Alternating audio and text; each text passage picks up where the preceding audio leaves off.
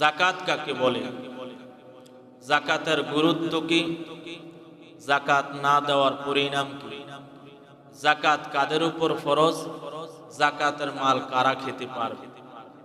এই 5টি পয়েন্ট আমাদেরকে জানতে হবে। রমজানের আজকে দ্বিতীয় জুমা। এই জুমায় কেন যাকাতের আলোচনা করা হয়? যাকাত মূলত চন্দ্র মাস হিসাবে ফরজ হয়ে থাকে। 1 বছর পূর্ণ হলেই যাকাত ফরজ হয়, কিন্তু দেখা যায় রমজানের আলোচনা করা হয়। তার কারণ হলো মানুষ তার মালের হিসাব চন্দ্র মাসের প্রতি বেশি গুরুত্ব দেয় না। রমজান মাস মানুষের স্মরণে থাকে, মানুষ হিসাব সহজে রাখবার জন্য রমজান মাসে যাকাত বেশিরভাগই দিয়ে থাকে, এবং রমজান মাসে বেশি সওয়াব পাওয়ার উদ্দেশ্যে রমজান মাসে যাকাত দিয়ে থাকে। এই জন্যই রমজান মাসেই যাকাতের আলোচনা বেশি করা হয়, এবং মানুষের জন্য যাকাতের মাসাইল সম্পর্কে জানার প্রতি বেশি আগ্রহ রমজান মাসেই থাকে। যাকাত কাকে বলে? 1 নম্বর পয়েন্ট হলো যাকাত কাকে বলে। যাকাত শব্দের শাব্দিক দুটি অর্থ আছে। যাকাত শব্দের এক অর্থ হলো আন-নামাউ, বৃদ্ধি পাওয়া। যাকাত শব্দের দ্বিতীয় অর্থ হলো আত-তাহারাতু, পবিত্র হওয়া। পরিভাষায় যাকাত বলা হয় নির্দিষ্ট পরিমাণ মাল থেকে নির্দিষ্ট অংশ গরিব দুঃখী অসহায় মানুষের মাঝে বন্টন করে দেওয়াকে যাকাত বলা হয়। যাকাত হলো 3 প্রকার। এক প্রকার যাকাতের নাম হলো যাকাতুন নফস। দ্বিতীয় প্রকার যাকাতের নাম হলো যাকাতুল বদন। তৃতীয় প্রকার যাকাতের নাম হলো যাকাতুল আমওয়াল। তাহলে আমরা জানতে পারলাম যাকাত হলো 3 প্রকার: যাকাতুন নফস, যাকাতুল বদন, যাকাতুল আমওয়াল। যাকাতুন নফস কাকে বলে? যাকাতুন নফস বলা হয় যেটাকে তাজকিয়ায়ে নফস বলা হয়, বাংলা বলা হয় আত্মাকে পরিশুদ্ধ করা। হক্কানি উলামায়ে কেরাম, পীর মাশায়েখের কাছে গিয়ে মানুষ নিজের আত্মাকে পরিশুদ্ধ করে। আগেরকার যুগের নবীদের উম্মতেরা নিজের আত্মাকে পরিশুদ্ধ করবার জন্য পয়গম্বরদের দরবারে যাইতে হতো। নবীদের কাছে গিয়ে নিজের আত্মাকে পরিশুদ্ধ করত। সরকারে দো আলমের মাধ্যমে নবুয়তি খতম হয়ে গিয়েছে, আর কোন নবী আসবে না। আনেওয়ালা উম্মতের মাঝে নিজের আত্মাকে পরিশুদ্ধ করবার জন্য আলেম ওলামা পীর মাশায়েখের কাছে গিয়ে নিজের আত্মাকে পরিশুদ্ধ করবে। তাহলে বুঝতে পারলাম এক প্রকার যাকাত হলো যাকাতুন নফস, আত্মাকে পরিশুদ্ধ করা। দ্বিতীয় প্রকার যাকাত হলো যাকাতুল বদন। যাকাতুল বদন হলো আমরা ঈদের দিন সকালবেলা যে সদকাতুল ফিতর আদায় করে থাকি, অথবা ঈদের আগেও যদি রমজান মাসে নিজের পক্ষ থেকে এবং নিজের অধীনস্থ যত লোক আছে সকলের পক্ষ থেকে আমরা যে সদকাতুল ফিতর আদায় করে থাকি, এটাকে বলা হয় যাকাতুল বদন। তৃতীয় প্রকার যাকাত হলো যাকাতুল আমওয়াল। যাকাতুল আমওয়াল হলো নেসাব পরিমাণ মাল যদি আমার আপনার কাছে থাকে, এর নির্দিষ্ট একটি অংশ গরিব দুঃখী অসহায় মানুষের মাঝে বন্টন করে দেওয়াকে যাকাতুল আমওয়াল বলা হয়। তাহলে যাকাতুল আমওয়ালের মধ্যে আমি শাব্দিক দুটি অর্থ বলেছি। একটি হলো আন-নামাউ, আপনি যদি আপনার নেসাব পরিমাণ মাল থেকে নির্দিষ্ট অংশ যাকাত দিয়ে দেন, তাহলে আপনার মাল বৃদ্ধি পেয়ে যাবে। দ্বিতীয় অর্থ হলো আপনি যদি আপনার নেসাব পরিমাণ মাল থেকে নির্দিষ্ট অংশকে যদি গরিব দুঃখী অসহায় মানুষের মাঝে আপনি বন্টন করে দেন, তাহলে আপনার মাল পবিত্র হয়ে যাবে। জোরে কোন সুবহানাল্লাহ। আমার বন্ধুগণ, আল্লাহ রাব্বুল আলামিন বান্দার উপর যাকাতকে ফরজ করে দিয়েছেন। আল্লাহ তাআলা যাকাতের বিধান বান্দার উপর ফরজ করার পরে যদি বান্দা নেশাব পরিমাণ মালের মালিক হয়ে যায়, সে নেশাব পরিমাণ মাল থেকে নির্দিষ্ট অংশ যদি গরিব দুঃখী অসহায় মানুষের মাঝে বন্টন করে দেয়, তাহলে আল্লাহ রাব্বুল আলামিন বান্দার মালকে বৃদ্ধি করে দিবে। যদি প্রত্যক্ষভাবে আমি আপনি দেখতে নাও পাই, আমি যাকাতের মাল থেকে নির্দিষ্ট অংশ যদি আমি গরিব দুঃখী অসহায় মানুষের মাঝে বন্টন করে দেই, প্রত্যক্ষভাবে দেখতেছি যে আমার মাল থেকে 2.5% যাকাত মাল কমে গিয়েছে, কিন্তু আল্লাহ রাব্বুল আলামিন পরোক্ষভাবে আপনার মালের মধ্যে আরো 50% মাল বৃদ্ধি করে দিবে। আমার বন্ধুগণ, যাকাতের দ্বিতীয় অর্থ হলো আত্মহারাত, পবিত্র হওয়া। আপনার নির্দিষ্ট মাল থেকে যদি আপনি নির্দিষ্ট অংশ যাকাতের মালগুলাকে যদি আপনি আলাদা করে গরিব দুঃখী অসহায় মানুষের মাঝে বন্টন করে দেন, তাহলে আল্লাহ রাব্বুল আলামিন আপনার মালগুলাকে স্বচ্ছ এবং পরিচ্ছন্ন পবিত্র করে দিবে। জোরে কোন সুবহানাল্লাহ। মাল থেকে যাকাত দিবেন, মাল বৃদ্ধি পেয়ে যাবে। মাল থেকে যাকাত দিবেন, মাল পবিত্র হয়ে যাবে। আমার বন্ধুগণ, যাকাতের কতটা গুরুত্ব আমাদেরকে জানতে হবে। এতক্ষণ পর্যন্ত জানলাম যাকাত কাকে বলে। যাকাতের সম্পর্কে দ্বিতীয় পয়েন্ট হলো যাকাতের গুরুত্ব কতটুকু। আল্লাহ রাব্বুল আলামিন বান্দাকে জোড়া জোড়া অঙ্গ দান করলেন। আমাকে আপনাকে আল্লাহ রাব্বুল আলামিন চক্ষু দান করলেন জোড়া হিসাবে, কান দান করলেন জোড়া হিসাবে, হাত দান করলেন জোড়া হিসাবে, পা দান করলেন জোড়া হিসাবে। আল্লাহ রাব্বুল আলামিন আমাকে অঙ্গ প্রত্যঙ্গ দান করলেন যুগল ভাবে, জোড়া হিসাবে। ঠিক তেমনি ভাবে আল্লাহ রাব্বুল আলামিন বান্দার উপর যাকাতকে ফরজ করে দিয়েছেন। একক ভাবে নয়, বরং যুগল ভাবে আল্লাহ তাআলা যাকাতকেও আল্লাহ তাআলা জোড়া হিসাবে দান করে দিয়েছে।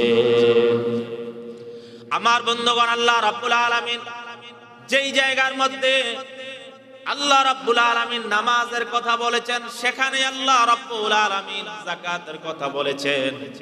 যাকাতের গুরুত্ব বোঝাবার জন্য আল্লাহ রাব্বুল আলামিন গোটা কুরআনুল কারীমের মধ্যে 82 জায়গায় আল্লাহ তাআলা যাকাতের গুরুত্ব বোঝাবার জন্য আয়াতে কারীমা নাযিল করেছেন। আমার বন্ধুগণ, যাকাত শব্দ ব্যবহার করে আল্লাহ রাব্বুল আলামিন যাকাতের গুরুত্ব বুঝিয়েছেন কুরআনুল কারীমের 30 জায়গায়। কত জায়গায়?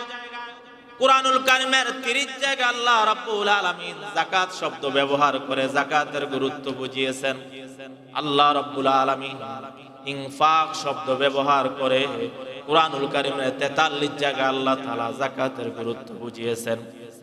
আল্লাহ রাব্বুল আলামিন সাদাকা শব্দ ব্যবহার করেন কুরআনুল কারীমের 9 জায়গার মধ্যে আল্লাহ তাআলা যাকাতের গুরুত্ব বুঝিয়েছেন। যেমন আল্লাহ রাব্বুল আলামিন যাকাত শব্দ ব্যবহার করে যাকাতের গুরুত্ব বুঝিয়েছেন। আল্লাহ রাব্বুল আলামিন কুরআনুল কারীমের মধ্যে বলেছেন, আকিমুস সালাতা ওয়া আতুজ যাকাতা ওয়ারকাউ মা'আর রাকিঈন। নামাজ কায়েম করো, যাকাত আদায় করো, মস্তক অবনতকারীদের সাথে নিজের মস্তককে অবনত করে দাও। আল্লাহ রাব্বুল আলামিন ইনফাক শব্দ ব্যবহার করেছেন 43 জায়গা। 43 জায়গা আল্লাহ রাব্বুল আলামিন ইনফাক শব্দ ব্যবহার করে যাকাতের গুরুত্ব বুঝিয়েছেন।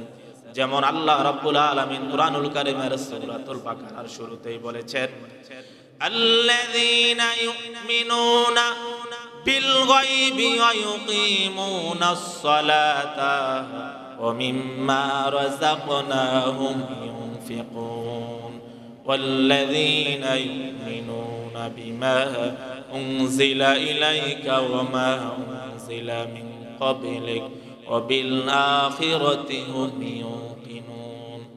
উলাইকা আলা হুদাম মির রাব্বিহিম ওয়া উলাইকা হুমুল মুফলিহুন। জোরে বলুন আল্লাহু আকবার।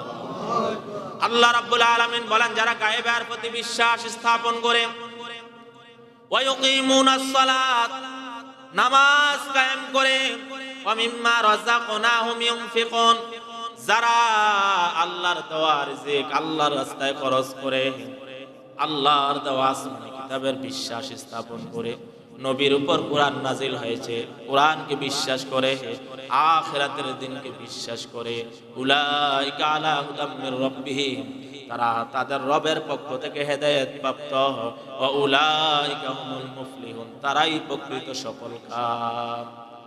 নামাজ কায়েম করবেন, যাকাত আদায় করবেন, তাহলে আপনি সফলকাম। আমার বন্ধুগণ, আল্লাহ রাব্বুল আলামিন যাকাতের গুরুত্ব বুঝাবার জন্য কুরআনুল কারীমের 9 জায়গায় সাদাকা শব্দ ব্যবহার করে যাকাতের গুরুত্ব বুঝিয়েছেন।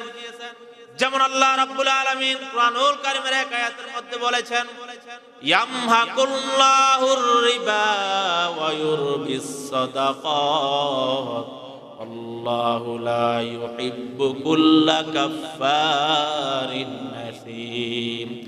আল্লাহ রাব্বুল আলামিন বলেন, সুদকে আমি নিচ্ছিন্ন করে দেই, সাদাকা তথা যাকাতকে আমি আল্লাহ রাব্বুল আলামিন বৃদ্ধি করে দেই। কোন অকৃতজ্ঞ পাপিষ্ঠকে আল্লাহ রাব্বুল আলামিন কখনো পছন্দ করেন না। তাহলে গোটা কুরআনুল কারীমের 82 জায়গায় আল্লাহ তাআলা যাকাতের গুরুত্ব বোঝাবার জন্য আয়াতে কারিমা নাজিল করেছেন। যাকাত শব্দ ব্যবহার করেছেন 30 জায়গায়, ইনফাক শব্দ ব্যবহার করেছেন 43 জায়গায়, সাদাকা শব্দ ব্যবহার করেছেন 9 জায়গায়। 30, 43, 9 সর্বমোট 82 জায়গায় আল্লাহ তাআলা যাকাতের গুরুত্ব বোঝাবার জন্য আয়াতে কারিমা নাজিল করেছেন। আমার বন্ধুগণ, হাদিস শরীফের মধ্যে আল্লাহর হাবিব যেখানে নামাজের কথা বলেছেন সেখানেই যাকাতের কথা বলেছেন। আল্লাহর হাবিব যাকাতের গুরুত্ব বুঝাবার জন্য অসংখ্য আয়াতে কারিমা নাজিল করেছেন। আমার বন্ধুগণ, তাহলে বোঝা গেল আল্লাহ তাআলা যাকাতকেও যুগল বর্ণনা কুরআনুল কারীমের মধ্যে দিয়েছেন।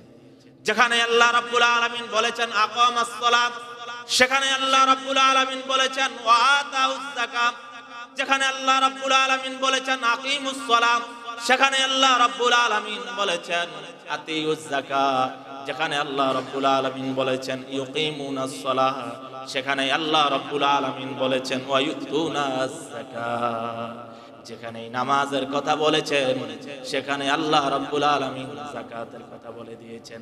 তার মানে নামাজ পড়তে হবে, যাকাত দিতে হবে না। যাকাত যদি দিতে চাও, যাকাত যদি কবুল করতে চাও, আগে নামাজ পড়তে হবে। নামাজ যদি আল্লাহর কাছে কবুল করাইতে চাও, তাহলে অবশ্যই তোমাকে যাকাত দিতে হবে। আমার বন্ধুগণ, বুখারীর বর্ণনায় এসেছে আল্লাহর হাবিব বলেন বুনিয়াল ইসলামু আলা খামস, শাহাদাতি আল্লা ইলাহা ইল্লাল্লাহ ওয়া আন্না মুহাম্মাদার রাসূলুল্লাহ ওয়া ইকামিস সালাহ ওয়া ইতাইজ যাকাহ ওয়াল হজ্জি ওয়া সাওমিহি রমাদান। আমাদের মুখের ভাষা হলো, আমাদের মুখের পরিভাষা হলো ইসলামের বুনিয়াদ হলো 5টি। কয়টি? ইসলামের ভিত্তি হলো 5টি: নামাজ, রোজা, হজ। কালিমা, নামাজ, রোজা, হজ, যাকাত। যাকাতকে আমরা 5 নম্বর স্তরে নিয়ে গিয়েছি, কিন্তু আল্লাহ রাসূল কালিমার পরে নামাজ, নামাজের পরে আল্লাহ রাসূল যাকাতের কথা বলেছেন। কিন্তু আমরা যাকাতকে না দেওয়ার জন্য, যাকাতকে অস্বীকার করার জন্য, যাকাতকে অবহেলা করার জন্য যাকাতকে 5 নম্বর স্তরের মধ্যে নিয়ে গিয়েছি। আমার বন্ধুগণ, আরব দেশের মধ্যে আগে মানুষ তাবুত টানিয়ে রাত্রি যাপন করতেন, দিন যাপন করতেন। একটি তাবুর মধ্যে 5টি খুঁটি লাগে, চারপাশে 4টি খুঁটি, মধ্যখানে একটি খুঁটি।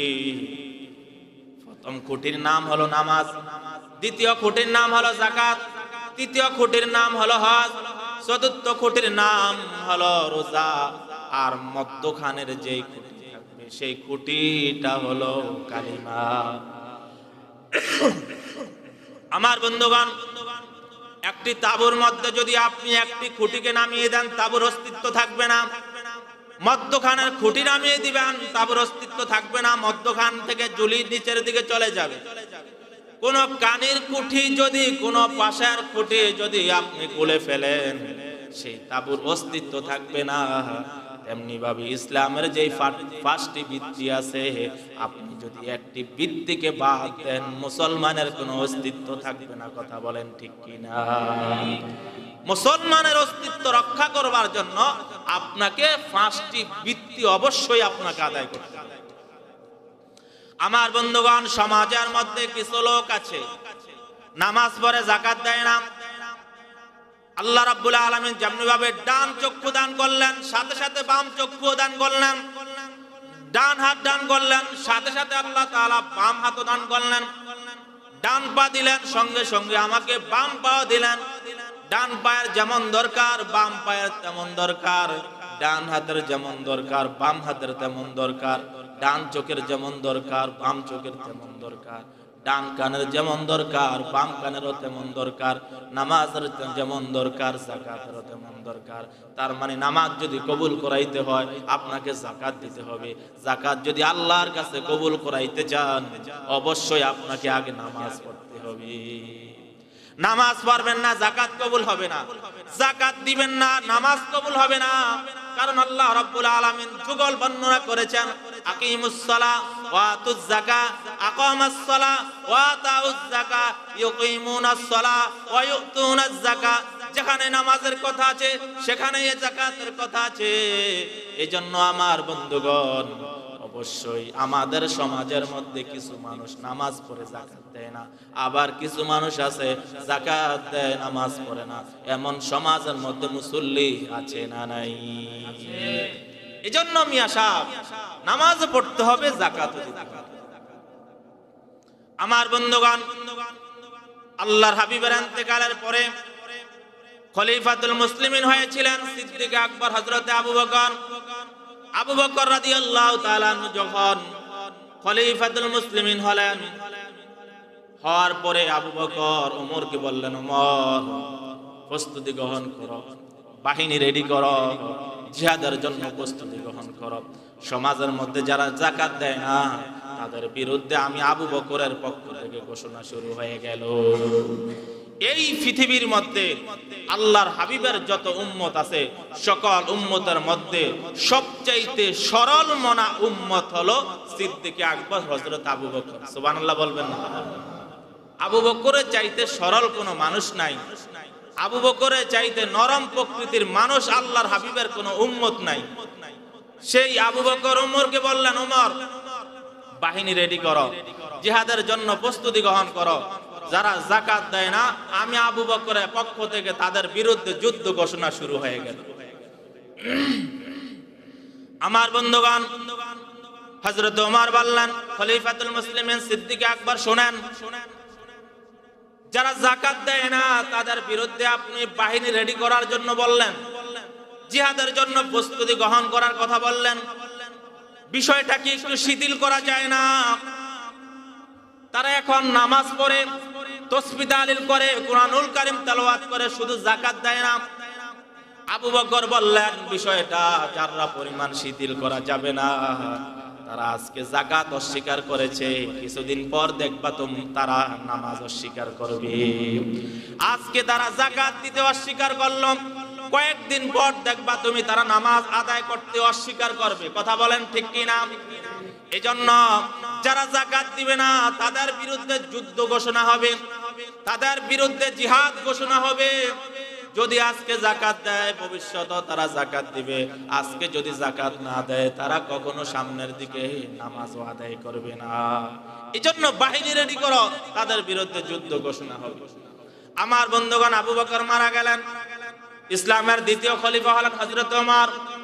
হযরত ওমর যখন খলিফাতুল মুসলিমিন হলেন, এবার তিনি লক্ষ্য করে দেখলেন আবু বকর যেই ঘোষণা দিলেন, বাস্তব তার ঘোষণা তো সত্যই প্রমাণিত হলো। যদি আবু বকর ওই দিন শিথিলতা অর্জন করে, যারা যাকাত আদায় করে না তাদের বিরুদ্ধে যুদ্ধ ঘোষণা না করতেন, তাহলে বর্তমান জমানায় আইসা যাকাত অস্বীকার করার সাথে সাথে তারা নামাজকে অস্বীকার করে ফেলতো। যাকাত অস্বীকারের সাথে সাথে নামাজও অস্বীকার করে আর নামাজ আদায় করত।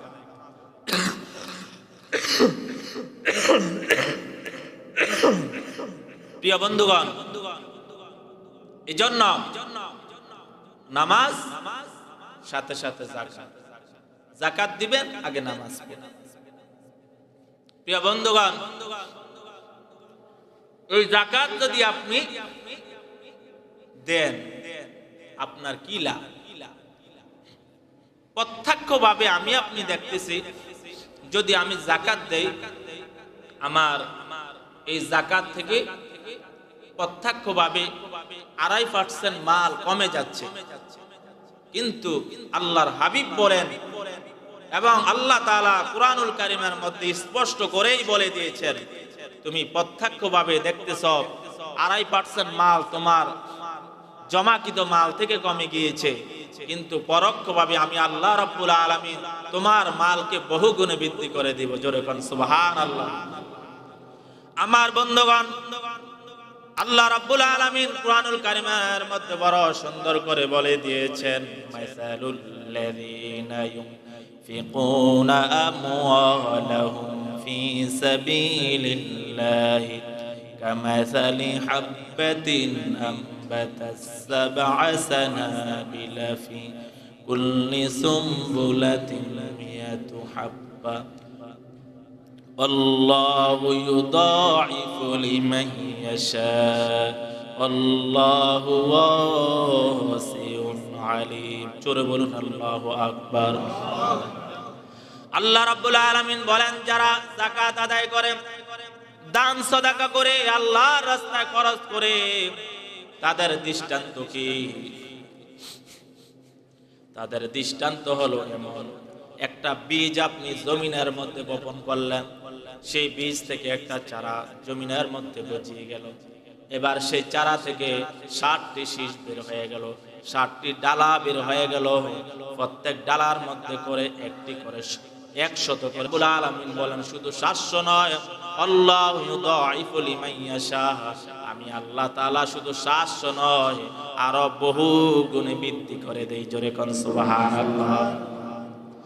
আপনাদেরকে সহজ ভাষায় বলি, যারা গ্রামে গঞ্জে কৃষি কাজ করেন, ধান চাষ করেন, আপনি একটি ধান যখন আপনি এটাকে চাষ করেন, একটি হালি জন্মায়, একটি চারা জন্মায়, একটা চারাকে আপনি যখন বপন করেন, রোপণ করেন, সেটা রোপণ করার পরে একটা চারা থেকে আপনার 60টি ডালা বের হয়ে যায়। 60টা ডালা থেকে প্রত্যেক ডালার মধ্যে 100 করে ধান জন্মায়। কথা বলেন ঠিক কিনা? বীজ বপন করলেন একটি, আপনার এবার 60টি ডালার মধ্যে প্রত্যেক ডালা 100 করে ধান তৈরি হলো। তাহলে একটি ধান থেকে আপনি 700 ধান পাইলেন। আপনি যদি এই চিন্তা করতেন যে আমার একটি ধান কেন আমি কাদার মধ্যে ফেলাইয়া নষ্ট করব, তাহলে কি আপনি একটি ধান থেকে 700 ধান পাইতেন? পাইতেন না। আপনি একটি দানকে কুরবানি করে কাদার মধ্যে ফেলেছেন, আল্লাহ তাআলা একটি দান থেকে আপনাকে 700 দান বের করে দিলেন। আল্লাহ বলেন, যাকাত আদায় করার ক্ষেত্রে, আল্লাহর রাস্তায় খরচ করার ক্ষেত্রে, সাদাকা করার ক্ষেত্রে শুধু 700 নয়, আল্লাহু ইউদাইফু লিমান ইয়াশা, আমি আল্লাহ চাইলে আরো বহু গুণে বৃদ্ধি করে দেই। চিল্লায়ে এখন সুবহানাল্লাহ। আমার বন্ধুগণ, প্রত্যক্ষভাবে আপনি দেখলেন 1 লক্ষ টাকা থেকে আপনি 2.5 টাকা যাকাত আদায় করে দিলেন। আপনার 2.5 টাকা কমে আপনার 97,500 টাকা হয়ে গেল। আল্লাহ রাব্বুল আলামিন বান্দাকে বলেন, বান্দারে শুনে রাখো, প্রত্যক্ষভাবে দেখলা তোমার 2.5 টাকা কমে গেল, আমি আল্লাহ তাআলা পরোক্ষভাবে তোমাকে আরো বহু গুণে তোমার মাল বৃদ্ধি করে দিব। আমার বন্ধুগণ, আর যদি আপনি যাকাত আদায় না করেন, আল্লাহ রাব্বুল আলামিন কত কঠিন শাস্তির কথা কোরআনুল কারীমের মধ্যে উল্লেখ করে দিয়েছেন। আল্লাহ রাব্বুল আলামিন বলেছেন, ওয়াল্লাযীনা يكنزون الذهب والفضة ولا ينفقونها في سبيل الله فبشرهم بعذاب عليم আল্লাহ রাব্বুল আলামিন বলেন, হাবিব, যারা যাকাত আদায় করে না, নিজের মাল জমা করলো, টাকা সঞ্চয় করলো, সেখান থেকে আমি আল্লাহর রাস্তায় খরচ করলো না, আপনি তাদেরকে শাস্তির সুসংবাদ দিয়ে দেন। আমি আপনাদেরকে প্রশ্ন করি, শাস্তির কি সুসংবাদ নাকি দুঃসংবাদ? শাস্তির কি হয়? দুঃসংবাদ হয়। আল্লাহ বলেন, হাবিব, আপনি তাদেরকে সুসংবাদ জানায় দেন। এর ব্যাখ্যা হলো এই, আপনাদেরকে যদি একটা দৃষ্টান্ত দেই তাহলেই আপনারা বুঝবেন। কোন সন্তান যদি মায়ের সাথে অন্যায় করে, এক পর্যায়ে যদি মা নিজের সন্তানকে শাসন করতে না পারে, তখন সন্তানকে বাধ্য হয়ে বলে, তোর বাবা আসুক, তারপর তোকে মজা দেখাবো। আমি আপনাদেরকে জিজ্ঞাসা করতে চাই, বাবা এসে কি মজা দিবে না শাস্তি দিবে? বাবা এসে সন্তানকে শাস্তি দিবে। তাহলে এখানে শাস্তিকে কেন মজা বলে উল্লেখ করলেন? এর দ্বারা শাস্তির তীব্রতা বুঝিয়েছেন। কথা বলেন ঠিক কিনা? আল্লাহ রাব্বুল আলামিন যারা যাকাত আদায় করে না, এখানে তাদেরকে শাস্তির সুসংবাদ দ্বারা এখানে শাস্তির তীব্রতা বুঝিয়েছেন। আমার বন্ধুগণ, আল্লাহ রাব্বুল আলামিন তারপরেই বলেন, ইয়াউমা ইউহমা আলাইহা ফি নারি জাহান্নাম ফাতুকওয়া বিহা জিবাহুম ওয়া জুনুবুহুম ওয়া যুহুরুহুম হাযা মা কানাসতুম লিআনফুসিকুম ফাযুকু মা কুনতুম তাকনিজুন। আল্লাহ রাব্বুল আলামিন বলেন, যারা যাকাত আদায় করে না, আল্লাহর রাস্তায় খরচ করে না, তাদেরকে আল্লাহ রাব্বুল আলামিন তাদের গচ্ছিত মালগুলাকে এমন ভাবে গরম করবেন, উত্তপ্ত গরম কইরা তাদের কপালের মধ্যে সেক দিবেন, তাদের ফিটের মধ্যে সেক দিবেন, তাদের পায়ের মধ্যে সেক দিবেন। আমি আপনাদেরকে জিজ্ঞাসা করতে চাই, সাধারণত একটু সিগারেটের আগুন যদি আপনার হাতের মধ্যে লাগে, আপনার গায়ের মধ্যে লাগে, সামান্য সময় কি আপনারা সহ্য করতে পারবেন? আমার বন্ধুগণ, নিজের মালগুলাকে আল্লাহ রাব্বুল আলামিন গরম করে, উত্তপ্ত করে কপালের মধ্যে সেক দিবেন, ফিটের মধ্যে সেক দিবেন, পায়ের মধ্যে সেক দিবেন।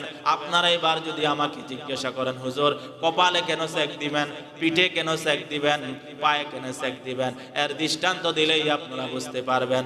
কোনো অসহায়, কোনো দরিদ্র, কোনো গরিব যখন আপনার কাছে সাহায্য চায়, আপনি যখন তাকে দেন না, তখন আপনি সর্বপ্রথম নিজের কপালকে আপনি বাঁকা করে ফেলেন। অসহায় মানুষ যখন সাহায্য চায়, কপালটা বাঁকা কইরা বলে, কাজ করে খাইতে পারস না, মাফ কইরা দে। তাকে নিয়ে আপনি বাজে মন্তব্য করেন। কথা বলেন ঠিক কিনা? এজন্য কপালের চামড়া আপনি আগে বাঁকা করেন, এজন্য আপনার মাল উত্তপ্ত করে আপনার কপালে আগে সেক দিবেন। আপনি জিজ্ঞাসা করতে পারেন, হুজুর, ফিটার মধ্যে কেন সেক দেওয়া হবে? যখন আপনার কাছে কোনো অসহায় দারিদ্র যখন সাহায্য চাইলো, আপনি এবার তাকে পিঠ দেখাইয়া সামনের দিকে চলে গেলেন, এজন্য আল্লাহ রাব্বুল আলামিন আপনার পিঠের মধ্যে সেক দিবেন। জিজ্ঞাসা করবেন, হুজুর, আপনার পায়ের মধ্যে কেন সেক দেওয়া হবে? গরিব দুঃখী অসহায় মানুষ যখন আপনার কাছে হাত বাড়াইলো, আপনি এবার পাও দিয়া সামনের দিকে অগ্রসর হলেন, এজন্য আল্লাহ রাব্বুল আলামিন আপনার মালকে উত্তপ্ত গরম করে পায়ের মধ্যে সেক দিয়ে দিবেন। শুধু এখানেই ক্ষান্ত নয়, আল্লাহর হাবিব বলেন, বুখারী এবং নাসাই শরীফের বর্ণনা এসেছে, আন আবি হুরায়রা রাদিয়াল্লাহু তাআলা আনহু قال قال رسول الله صلى الله عليه وسلم من آتاه الله مالا فلم يؤد زكاته مثل له يوم القيامة شجاعا عقرب له زبيبة يطوقه يوم القيامة يعني صدقه يقول أنا مالك وأنا كنزك। আল্লাহর হাবিব বলেন, হযরত আবু হুরায়রার বর্ণনা এসেছে, আল্লাহর হাবিব বলেছেন, কিয়ামতের যারা দুনিয়ার মধ্যে যাকাত আদায় করে না, আল্লাহ রাব্বুল আলামিন তাদেরকে কিভাবে শাস্তি দিবেন? তাদের মালকে সাফে আকৃত করবেন, সাফে আকৃতি দান কইরা এবার সেই সাপ তার গলার মধ্যে পেঁচিয়ে যাবে, সাপের কপালের মধ্যে জাবিবাতার দুইটা কালো দাগ থাকবে। আকর আকর আক্র মানে হইল টাকলা, মাথায় চুল থাকবে না। দেখবেন যাদের মাথায় চুল থাকে না তারা প্রখর হয়, তারা তেজস্ব হয়, তারা গাউরা প্রকৃতি থাকে। কথা বলেন ঠিক কিনা? যাদের মাথায় চুল থাকে না, যারা টাকলা টাইপের হয়, তারা খুব উত্তপ্ত, তারা কথায় কথায় গরম হয়ে যায়। ঠিক তেমনি ভাবে যেই সাপ আপনার গলার মধ্যে পেঁচাইবে, সেই সাপের মাথায় চুল থাকবে না, কালো দুইটা দাগ থাকবে, আপনার গলার মধ্যে পেঁচাইয়া দংশন করবে আর বলবে আনা মালুকা ওয়া আনা কানজুকা, আমি তোমার মাল, আমি তোমার গচ্ছিত সম্পদ। যাকাত আদায় করো না, আল্লাহর রাস্তায় খরচ করো না, এবার মজা যাকো, শাস্তি গ্রহণ করতে থাকো। আমার বন্ধুগণ, আরেক হাদিসের মধ্যে এসেছে, আল্লাহর হাবিব বলেন, হযরত আবু হুরায়রার বর্ণনা এসেছে, আন নবী হুরায়রা রাদিয়াল্লাহু তাআলা আনহু قال رسول الله صلى الله عليه وسلم ما من يوم يصبح العباد فيه إلا ملكان ينزلان فيقول أحدهما اللهم آت منفقا خلفا ويقول الآخر اللهم آت ممسكا تلفا। আল্লাহ রাসূল বলেন, প্রতিদিন সকাল বেলা দুইজন ফেরেশতা জমিনের মধ্যে নামে। একজন ফেরেশতা আল্লাহর কাছে দোয়া করে, রব্বুল আলামিন, আপনার যেই বান্দা যাকাত আদায় করে আল্লাহর রাস্তায় খরচ করে, আপনি তাকে দাতাকে উত্তম প্রতিদান দান করেন। আর যে কিপন যাকাত আদায় করে না, আপনার রাহে খরচ করে না, আপনি তাকে কঠিন শাস্তির ব্যবস্থা করে দেন। বদদোয়া করতে থাকে। প্রিয় বন্ধুগণ, এজন্য যাকাত দেওয়ার দরকার আছে না নাই? বর্তমানে 50% লোকের উপর যাকাত ফরজ, কিন্তু সেখান থেকে 5% মানুষ যাকাত দেয়। কথা বলেন ঠিক কিনা? সবাই যদি যাকাত দিত তাহলে এই দেশের মধ্যে কোনো দারিদ্র থাকতো না। আমাদের দেশের মধ্যে দারিদ্র বিমোচন করবার জন্য মানুষ নিজের তন্ত্র আবিষ্কার করেছে। যেমন লাইফ ইন্স্যুরেন্স কোম্পানি, তারা বীমা চালু করেছে, মানুষকে তারা মুনাফা দিবে, লভ্যাংশ দিব, পরিশেষে দেখা গেছে মূল টাকা আনতেই অনেক কষ্ট হয়ে যায়। কথা বলেন ঠিক কিনা? ব্যাংক কোম্পানি কিস্তির মাধ্যমে লোন দিয়ে থাকে, মানুষকে সুবিধা দিয়ে থাকে, এবং তারা এফবিআর বিভিন্ন ধরনের কাস্টমারকে সুযোগ সুবিধা দেয়। আসলে এখানে সুযোগ সুবিধা নয়, বরং আরো দারিদ্র লোককে আরো বেশি দারিদ্র করবার জন্য তারা এই প্রচেষ্টা চালিয়েছে। কথা বলেন ঠিক কিনা? আমার বন্ধুগণ, দুনিয়ার মধ্যে কোনো তন্ত্র মন্ত্র দারিদ্র বিমোচন করতে পারবে না। সমাজের মধ্যে যদি, দেশের মধ্যে যদি দারিদ্র বিমোচন করতে হয়, যাকাত অর্থনৈতিক ব্যবস্থার বিকল্প কিছুই হইতে পারে না। কথা বলেন ঠিক কিনা? আমার বন্ধুগণ, কুরআনুল কারীমের বরকতে, যাকাত অর্থনৈতিক ব্যবস্থার বরকতে হযরত ওমর ইবনে আব্দুল আজিজ রাহমাতুল্লাহি আলাইহির জমানায় যাকাত নেওয়ার মতো কোন লোক সমাজের মধ্যে খুঁজে পাওয়া যাচ্ছিল না। আমার বন্ধুগণ, যাকে ফারুকে সানি বলা হয়, ওমর ইবনে আব্দুল আজিজের জমানায় কুরআনুল কারীমের বরকতে, যাকাত অর্থনৈতিক অবস্থার বরকতে সমাজের মধ্যে কোনো দারিদ্র ছিল না। একজন লোক বস্তা ভর্তি টাকা নিয়ে সকাল বেলা বের হয়ে গেল, শহরের অলিতে গলিতে, মহল্লার অলিতে গলিতে ঘুরতে লাগলো আর বলতে লাগলো যাকাত কে নিবে, যাকাত কে নিবে, যাকাত কে নিবে। সন্ধ্যা পর্যন্ত একজন যাকাত গ্রহণ করার লোক খুঁজে পাওয়া যায় নাই। একদিন চলে গেল, দ্বিতীয় দিন আবার সকাল বেলায় বের হয়ে গেল, শহরের অলিতে গলিতে, মহল্লার অলিতে গলিতে ঘুরে ঘুরে বলতে লাগলো যাকাত কে নিবে, যাকাত কে নিবে, যাকাত কে নিবে। কোন লোক যাকাত গ্রহণ করার জন্য খুঁজে পাওয়া যাচ্ছিল না। তৃতীয় দিন আবার বের হয়ে গেল, সারাদিন ঘুরতে ঘুরতে একজন লোকও খুঁজে পাওয়া গেল না। সন্ধ্যা যখন ঘনিয়ে এলো, এবার দেখা গেল একটা গাছের নিচে, গায়ের মধ্যে ধুলা বালু মিশ্রিত জামা, সিরা পরা জামা, পাশে একটা বস্তা রাইখা সে গাছের নিচে ঘুমিয়ে পড়েছে। লোকটি মনে মনে ভাবলো একজন দরিদ্র লোক পেয়ে গেলাম, মনে হয় এই লোকটাই তো দারিদ্র। গায়ের মধ্যে তুলা মিশ্রিত জামা, আর পাশে যে বস্তা আছে সেই বস্তার মধ্যে হয়তোবা চিরা পারা কম্বল আর খাতা, যারা কিছুই হইতে পারে না। লোকটাকে ডেকে বললেন, ভাই আমার খুশনসিব, আমি আপনাকে পেয়েছি। আজকে 3 দিন পর্যন্ত একজন দারিদ্র লোক খুঁজে পাই নাই। ওগো ভাই, তুমি যদি আমার যাকাতের মালগুলা গ্রহণ করতা আমি খুশি হয়ে যাইতাম। এবার লোকটা বলে, তোমার কি মাথা খারাপ হয়ে গেল নাকি? তুমি মনে করেছো আমার গায়ে দুলা মিশ্রিত জামা, আমার পাশে যেই বস্তা আছে সিরা কম্বল আর খাতা, মনে করেছো তুমি আজকে 3 দিন পর্যন্ত যাকাতের টাকা নিয়ে শহরের অলিতে গলিতে ঘুরতেছ, মহল্লার অলিতে গলিতে ঘুরতেছ, যাকাত নেওয়ার মতো লোক খুঁজে পাও নাই। আমি আজকে 7 দিন পর্যন্ত শহরের অলিতে গলিতে মহল্লার অলিতে গলিতে ঘুরতেছি, যাকাত গ্রহণ করার মতো কোনো লোক খুঁজে পাই নাই। কিসের বরকতে? কুরআনুল কারীমের বরকতে, যাকাতের অর্থনৈতিক ব্যবস্থার বরকতে সমাজের মধ্যে যাকাত খাওয়ার মতো দারিদ্র কোনো লোক খুঁজে পাওয়া যায় না। আমার বন্ধুগণ, সমাজের কোন তন্ত্র মন্ত্র দ্বারা এই দেশের দারিদ্র বিমোচন হবে না, পৃথিবীর দারিদ্র বিমোচন হবে না, সমাজের দারিদ্র বিমোচন হবে না। দারিদ্র বিমোচন করতে হলে একমাত্র অর্থনৈতিক, যাকাতের অর্থনৈতিক ব্যবস্থার বিকল্প কিছুই হইতে পারে না। কথা বলেন ঠিক? আমার বন্ধুগণ, যদি আপনি যাকাত দেন, আল্লাহর হাবিব বলেছেন আপনার মাল আল্লাহ রাব্বুল আলামিন পবিত্র করে দিবেন, আপনার মাল হালাক হবে না। আমি আপনাদেরকে একটা দৃষ্টান্ত দেই, তাহলেই আপনারা বুঝতে পারবেন যে ব্যক্তি যাকাত দিবে তার মাল কখনো হালাক হবে না, তার মাল কখনো চোরে নিতে পারবে না, তার মাল স্বচ্ছ থাকবে, পবিত্র থাকবে। হাদিস শরীফ থেকে শোনাচ্ছে, আল্লাহর হাবিব যখন যাকাতের গুরুত্ব বুঝিয়েছেন, এবার সাহাবায়ে কেরাম আল্লাহ রাসূলের বক্তব্য শুনলেন। বক্তব্য শোনার সাথে সাথে একজন ইহুদি মহিলাও আল্লাহর হাবিবের বক্তব্য শুনলেন। একজন ইহুদি যখনই শুনতে পারলেন যেই ব্যক্তি যাকাত দিবে তার মাল বৃদ্ধি পাবে, যেই ব্যক্তি যাকাত দিবে তার মাল স্বচ্ছ হয়ে যাবে, যেই ব্যক্তি যাকাত দিবে তার মাল কখনো হালাক হবে না, একজন ইহুদি মহিলা আল্লাহ রাসূলের কথা শুইনা নিজের মাল থেকে নির্দিষ্ট অংশ সমাজের দারিদ্র মানুষকে যাকাত দিয়ে দিলেন। তার বান্ধবীরা এবার তাকে জিজ্ঞাসা করলেন, কি ব্যাপার, মুহাম্মদের বক্তব্য শুইনা দাও, তোমার মাল থেকে যাকাত দিয়ে দিলে, তুমি কি মুসলমান হয়ে গেলে নাকি? তুমি কি মুহাম্মদের ধর্ম গ্রহণ করলে নাকি?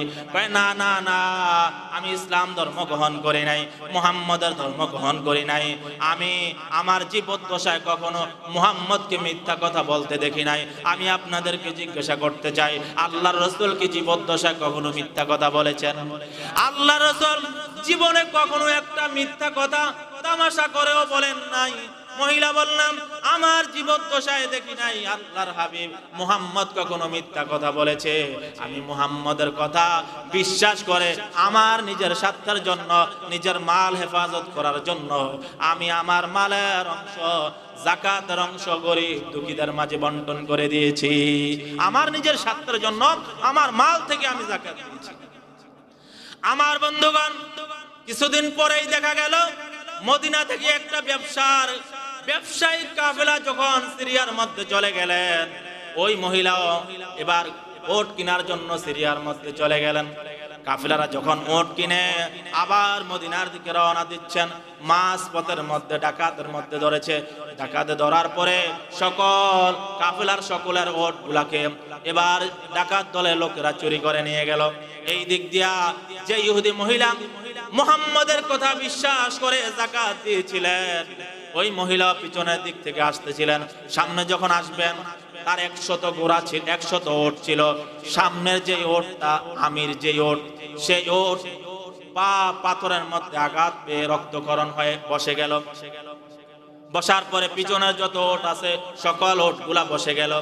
হাইওয়ে রোডের মধ্যে যেমন মাছ রাস্তার মধ্যখানে যখন কোনো গাড়ি পাংচার হয়ে যায়, পিছনের গাড়িও গুলা এক এক করে সব দাঁড়িয়ে যায়। কথা বলেন ঠিক কিনা? সামনের ওট যখন পাথরের আঘাতে যখন পায়াঘাত প্রাপ্ত হয়ে যখন বসে গেলেন, পিছনের ওট গুলাও বসে গেল। এই দিক দিয়া ডাকাত দলেরা যখন আর বান্ধবীদের সকল ওটগুলা চুরি করে নিয়ে যখন ডাকাতগুলা চলে গেলেন, এই দিক দিয়া ওই মহিলার আমির ওট সামনের যে ওটটা ছিল এবার ব্যথা যখন কমে গেল আবার সামনের দিকে অগ্রসর হয়ে গেলেন। এক পর্যায়ে ইহুদি মহিলা 100 ওট নিয়ে যখন মদিনার মধ্যে ফিরলেন, এবার তার বান্ধবীরা বললেন, কি ব্যাপার, আমাদের ওটগুলা তো ডাকাত দলে চুরি করে নিয়ে গেল, কিন্তু তোমার 100 ওটের মধ্যে থেকে একটা ওট তো চুরি করা হয় নাই। মহিলা বললেন, আমি মুহাম্মাদের কথা বিশ্বাস করে আমার মাল থেকে আমি যাকাত দিয়েছিলাম, এই জন্য মুহাম্মাদের কথা বিশ্বাস করে যখন আমার মাল থেকে যাকাত দিয়েছি, মুহাম্মাদের রব আমার ওটগুলাকে হেফাজত করে নিয়েছে। আমার বন্ধুগণ, যদি মুহাম্মাদের কথা বিশ্বাস করে আমি যাকাত দিয়েছি, আজকে যদি আমার ওটগুলো ডাকাত দলে চুরি করত, তাহলে অবশ্যই আমি মুহাম্মদকে এর জন্য জবাবদাহি করতাম, মুহাম্মদ থেকে আমি আমার যাকাতের মাল উদ্ধার করতাম। আমার বন্ধুগণ, মুহাম্মাদের কথা বিশ্বাস করে যখন আমি যাকাত দিয়েছিলাম, আমার ওটগুলা মুহাম্মাদের রব হেফাজত করে নিয়েছে। তাহলে আমি মুহাম্মাদের এই কথা বিশ্বাস করে মুহাম্মাদের হাতে হাত রেখে যদি আমি কালিমা পড়ে মুসলমান হয়ে যাই, তাহলে অবশ্যই মুহাম্মাদের রব আমাকে মাফ করে মালিকের জান্নাত করে দিবে।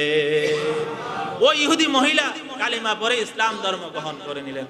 প্রিয় বন্ধুগণ, তাহলে জানতে পারলাম যাকাত দিলে মাল বাড়ে, যাকাত দিলে মাল পবিত্র হয়ে যায়, মাল হালাক হয় না, মাল স্বচ্ছ থাকে। একথা বিশ্বাস করার দরকার আছে না নাই? যাকাত দেওয়ার দরকার আছে না নাই? যাকাত কাকে দিতে হবে?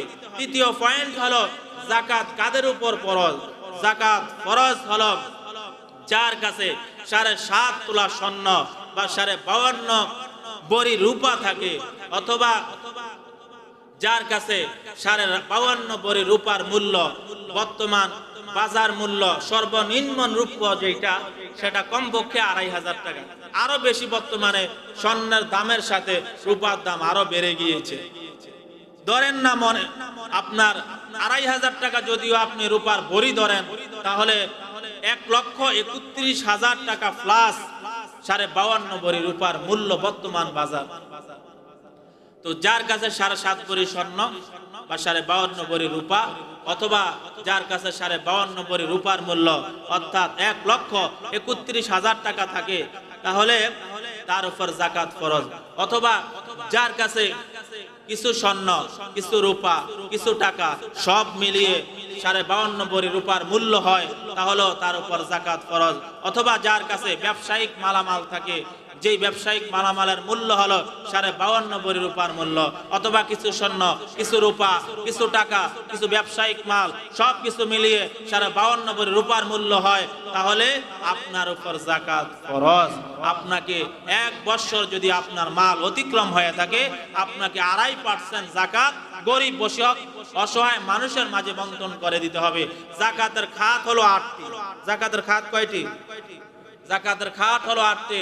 আল্লাহ রাব্বুল আলামিন বলেছেন, ইন্নামাস সাদাকাতু লিল ফুকরাই ওয়াল মাসাকিনা ওয়াল আমিলিনা আলাইহা ওয়াল মুআল্লাফাতি কুলুবুহুম ওয়া ফির রিকাবি ওয়াল গারিমিনা ওয়া ফি সাবিলিল্লাহি ওয়া বিনিস সাবিল ফরিদাতাম মিনাল্লাহি আল্লাহু আলিমুল হাকিম। আল্লাহ রাব্বুল আলামিন বলেন, যাকাতের খাত হলো 8টি।